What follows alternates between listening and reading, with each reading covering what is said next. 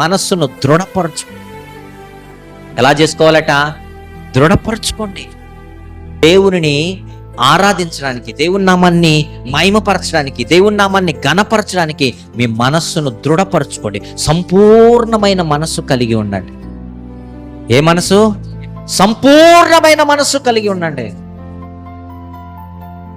చాలా మంది కొన్నిసార్లు మనం ఆరాధనలో చూస్తుంటే, మనం ఆరాధన చేస్తుంటే కొంతమంది ఇలాగే చూస్తుంది. చూసారు మీరు ఎప్పుడైనా? ఇంకొంతమంది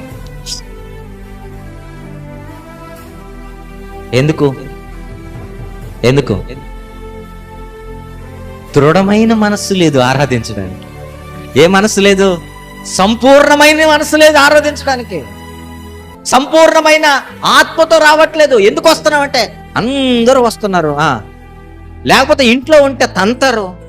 కొంచెంసేపు అక్కడికి వెళ్ళి కూర్చుందాం, లేదంటే చర్చిలోకి వెళ్ళిపోతే ఊరికి అలాగా మనసు కొంచెం ప్రశాంతంగా ఉంటుంది, ఆడికి వెళ్ళిపోయి కాసేపు నిద్రపోయి వద్దాం, లేకపోతే అక్కడికి వెళ్ళిపోయి కాసేపు కూర్చొని వద్దామన్న మనసుతో వస్తారు. లేదు, దేవుని సన్నిధికి ఎలా రావాలట?